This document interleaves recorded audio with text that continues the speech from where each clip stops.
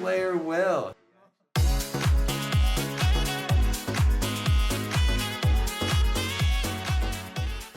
Hey there, Visions fans. Ready Player Will here. A happy or Merry Christmas Eve to everyone. Yes, I'm doing a quick video today because we're already into day 3 of the Trials of Reckoning. Some of you may have already participated to attempt to maybe get the Tetra Master cards, which is the unique UR item that you can get from this time. So I wanted to do a quick analysis video on it because it is ending, I believe, on Thursday. So 4 days from now that, in case people were on the fence about whether they wanted even one of them, maybe 2 of them, none of them, whatever the case may be, at least some thought as to where I value it. Is it a good Trials of Reckoning item? And for those that participated in Final Fantasy IX, in particular, pulling those units, Zidane, Vivi, and Dagger, is this a good item for them as well? So kicking things off, let's actually look at the recent Trials of Reckoning item history as where I'm setting my initial expectations for this, right? The most recent one was the Ragnarok replica. For non-Final Fantasy VIII units, it was slash resistance 10% and strike res 10. Decent. It's a good equipment for the characters. Squall and Irvine in particular, it's a good weapon. Before that, we had the Necklace of Compassion, which probably was the worst Trial of Reckoning item ever put out in the game. It's these 3 irrelevant status ailments. Yes, even the silence rates in the game are much higher on the characters that like to use them, namely SR Little Leela. But even for Final Fantasy V units, it was really only Lena that it benefited. Before that was the Harlequin's Clothes, and this was crit evade 20 and magic resistance 10%. Really not great. Even for the Final Fantasy VI units, man, these stats are pretty paltry overall. And then before that was the Final Fantasy VII whatever collab with the Mugu Cloak. And yes, great for Yuffie and Sephiroth, but for non-Final Fantasy VII remake characters, it was acquired AP 30% and crit evade 20, which is okay. It's fine. So I don't have high hopes. Let's get that out of the way. But maybe I can be surprised. So this time they came out with 3 potential builds if you were to go with it. It's you have either the Vital, which you'll never make ever.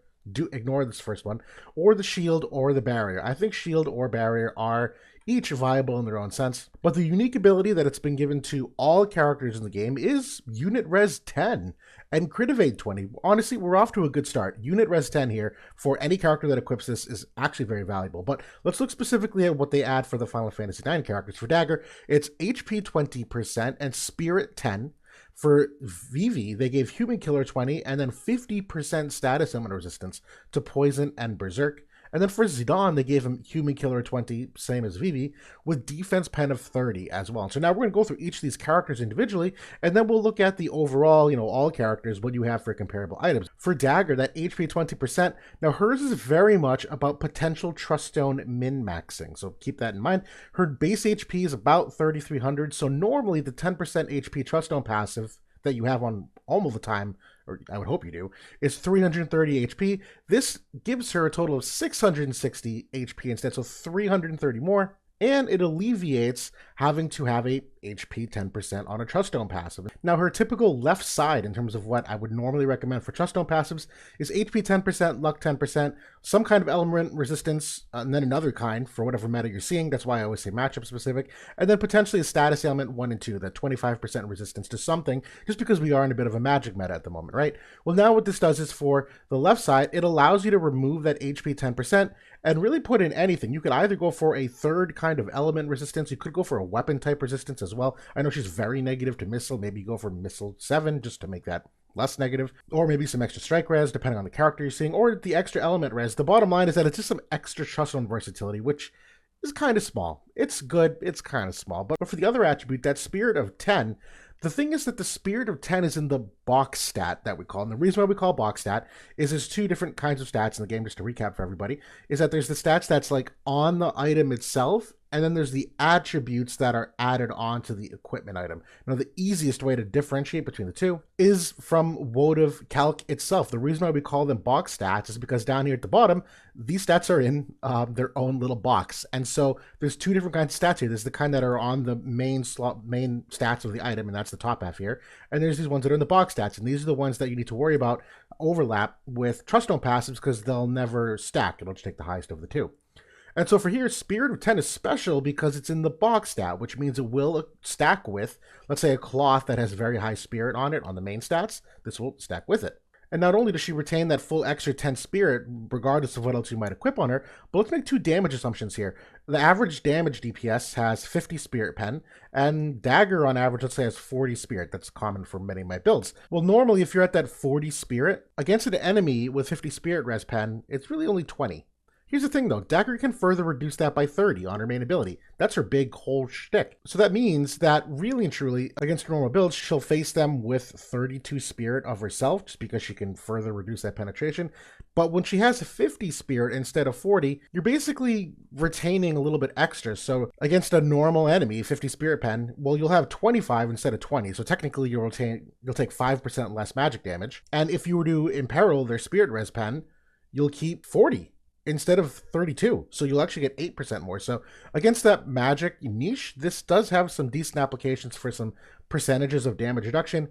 All things considered, I don't think it's amazing, because let's also consider what else you could equip in this slot, right? There's all kinds of other accessories. I mean, number one, the Soul of Thamasa already has some spirit in the box as well. This is one of those overlap items that I don't think there's a big difference between equipping the two of them, quite frankly. I know popularly right now, the White Marshmallow +6 and the Silver Spectacles typically are best in slot mage items. The Marshmallow for the aim and for the status ailment resistances, and the Spectacles just for some of the extra spirit pen, among other things, the aim build as well. I know theoretically you could also go for the Earth Ring, depending upon that element matchup. Depending on the map, you might go Tourmaline Ring in that slot. And then if you're talking about other just like pure survivability gear for the unit res, the Silent Solar Rays and Pod are very similar accessories that you might equip for that unit res. So this might be better objectively than these two bottom items, but we also have to remember you could equip any cloth you want as well. So it's really just a question, is this better than anything else on this screen? Maybe, not by much though. Now we're going to run through and do the same thing here with Vivi. Let's look at the 20 human killer first. Now, generally speaking, small modifier increases are not really a high priority, and the TLDR is basically how much of it is in compared to how big your mod already is. So for instance, if you had, let's say, 300% modifier on your ability, and you added 20 to that, well, it's really only a 7% increase in your like potential damage to start. But if you were at 121% mod, much lower, and adding 20, well, that's a 17% increase in the modifier in terms of the final damage you might see. So historically, this was great for gunner units, where missile units tended to skew a little bit lower on the modifier. For mage units like Vivi, he's got a mod that is already at like, what, 280%, 220% in his kit, that when you add it all up, the extra 20 maybe doesn't do a whole lot, but very important, he doesn't normally get a lot of dark attack up for his dark attacks, but he's got two typeless abilities, and one of them is the flare ability on the main job. That's his re-raise remove. It's at 260%, so his dark attack modifiers do not get applied to this, but Human Killer 20 will. So this is actually half decent for that, and the same thing for bios, literal same concept. But in addition, not only does it apply to those typeless attacks, but obviously also does apply to all the dark attacks as well. And so this is a little bit of a third anniversary power creep, where a lot of characters are getting some typeless abilities because a lot of people stack element resistance, and there's a whole little matchup with that. You know, if you attack with a typeless attack, they can't resist it with element resistance. And then when you put teams into like rainbow elements, you don't get the mastery ability modifiers of like, you know, 15 dark attack up to teammates. Like you lose out on that on a rainbow team. So this is a nice way to retain some of the modifiers as the game continues to evolve. So the Human Killer 20 is okay, not my favorite, but it's okay.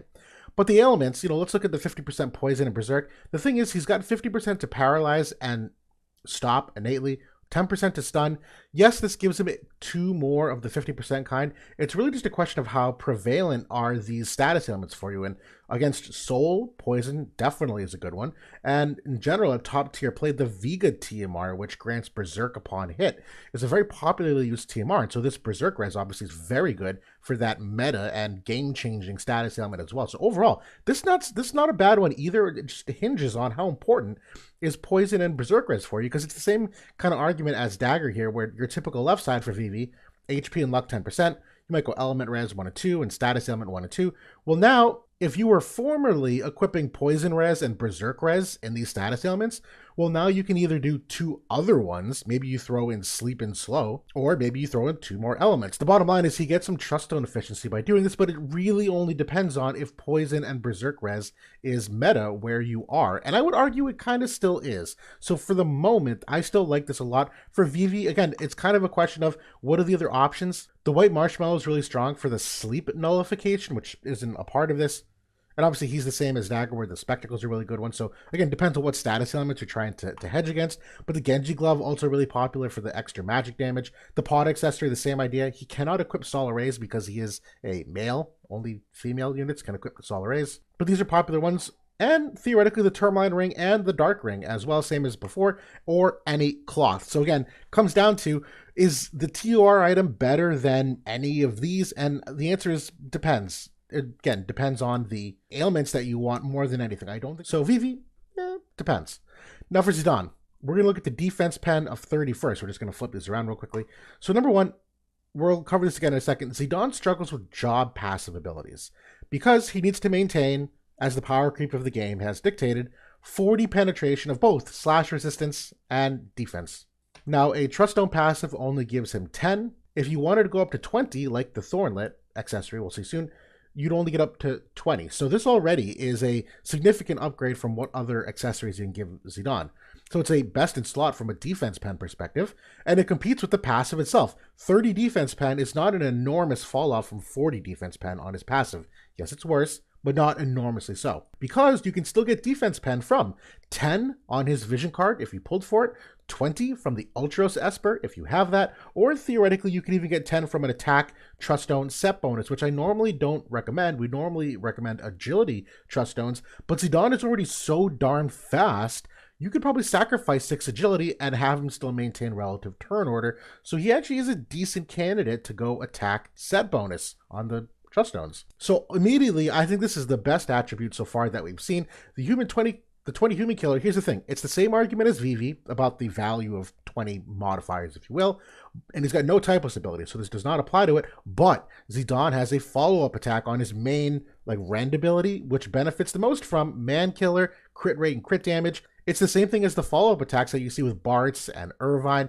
This is a best-in-slot item to amp up that follow-up damage in particular, where normally the follow-up's only 50 mod. You would get 25 man killer from Odin. You have 5 if you're element mastery of 40. Well, this gets you another 20 from the 2R item. No Dagger vision cards either, or Dagger class, have physical man killer on them either. So there's no other ways to really get higher levels of human killer in the meantime. And so for that follow-up attack, this is a best-in-slot item that when you also combine it with the fact that it's the defense pen, this is a pretty sizable upgrade for him. And again, just kind of highlighting the passives, the Thief's combat skills and the High Dragoon Lord, these are normally the de facto 2 you have to keep on at all times. Well, he's got 3 other really generally decent good ones, where Operative Intuition is a move +1 depending upon the map that you're on if you want to, get a little aggressive. High Dragoon Focus is one of the best here, with the agility of 12%. This is what really gets him to the top of the charts, the fastest character in the game, if you can equip this passive. And the strike rate of 15, obviously very important. But even there's some evasion builds that I've seen, myself included, people building with Zidane, that evasion rate of 12 is nice in the acquired AP. That again, there's flexibility here that you normally don't have access to because you're stuck at these top 2 passives. If you can remove High Dragoon Lore and put the TOR item instead and use one of these bottom 3, you're looking pretty good still. And so again, the other options, the Genji Glove, I would say is competitive with the overall damage output. I would have to honestly run some calculations to see which one's better between the 2. But the Genji Glove does not have the 10 unit res, so that's a big part of the TOR item that I have not discussed in the context of this. The Thornlit accessory has 20 defense pen. It's the other highest, defense pen item you can get. That's certainly an option. There's also the Wind Ring. There's the Pod accessory that has that unit res, or any cloth once again. So really debatable whether or not it's worth it or not. In my opinion, this probably is one where it's genuinely worth it. I do think it's probably the best item for Zidane for that gearing flexibility. And just to recap, what about the non-Final Fantasy 9 units? Let's look at that unit res 10 and the crit of 820. There are some comparable and competitive accessories out there that we've already talked about a couple times. Number one is the Silent Soul Arrays. When you +6 this from the Selection Quest, which is a free game mode to have access to, it's unit res of 10 and crit of 8 of 20. It's actually identical in the box stat, but only female characters can equip this item. Now, stat-wise, yes, a little superior. It's a little higher HP, a couple more defense points, but overall speaking, relatively close in the ballpark. And the Pod accessory, which we're going to get an upgrade of +6 in the next month. So I have the +6 version up here with the accuracy of 10. I would say comparable in terms of unit res. I don't think 8 and 10 is a massive, massive difference. The cards are definitely competitive with the Solar Rays, and it's actually a very nice unit for male units. But for the pod, this is more accuracy oriented, where obviously you get the 20 accuracy stat instead of the 15, but you get the free accuracy of 10% in the box stat, which you normally don't put on your trust stones just because it kind of falls out when you have to only pick 6. But I actually really like, as a conclusion, I love this accessory for non-Final Fantasy IX male units in the game, where normally the female units have access to silent solar rays. I've seen them on a ton of different builds. Male units kind of miss out on all of that, so this is actually a genuinely nice piece of equipment to add to them. There's obviously more and more pieces of equipment that come out that have like unique character attributes that have things like unit res. I think it's something like, I don't know, the Grimback weapon, it's got unit res on it. But otherwise, I do think this is worth crafting one of. I would probably just go shield, generally speaking, but it's really not a strong preference. I would just craft one of both, being honest. So if you can somehow get 2 of these, I actually think this is a pretty decent item to invest some time into. But that's it for now. Thanks for watching, everybody. I'll talk to you all soon.